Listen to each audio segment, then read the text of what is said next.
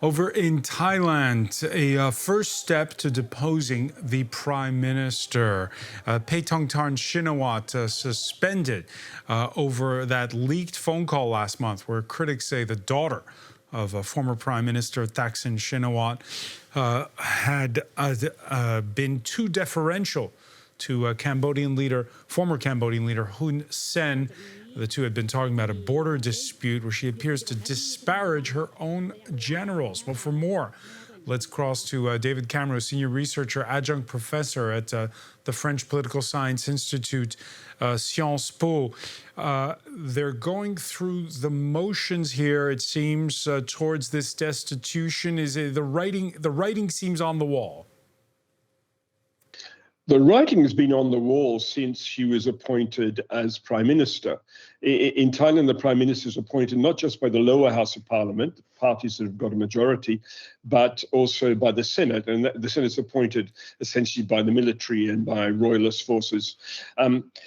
So she came to power after a kind of a double betrayal.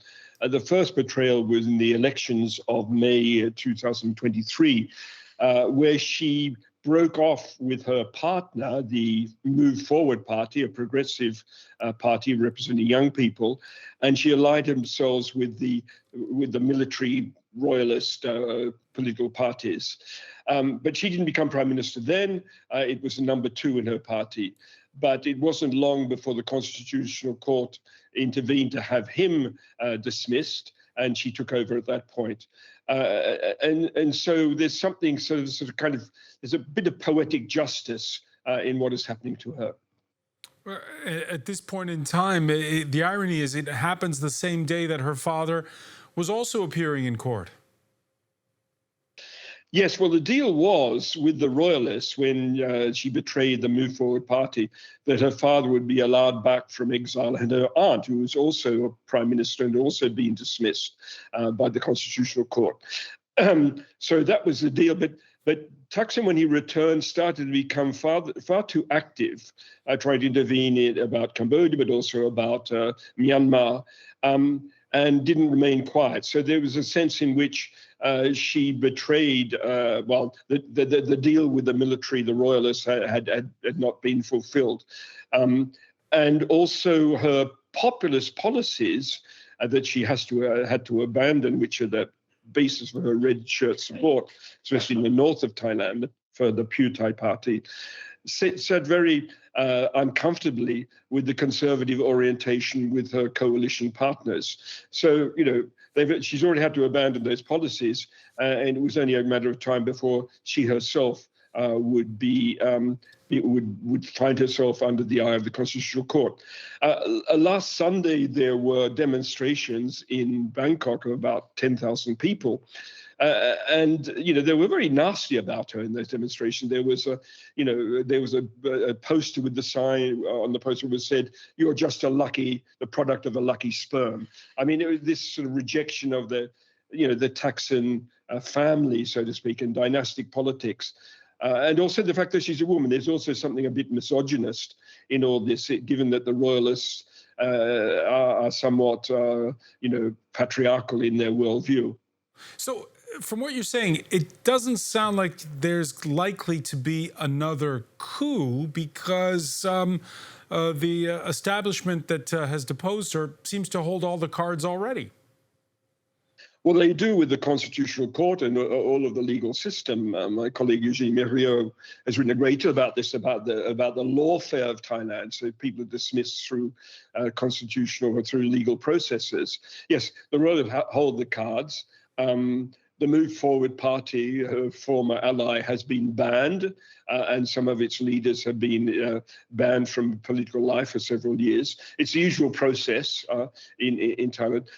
There's certainly probably not the need for another coup, well, seen from the royalist perspective at this moment. And David Camroux, this all began again with that leaked telephone call, which sort of reignited or stoked those border tensions. What's the latest between Thailand and Cambodia right now? Well, things are relatively calm.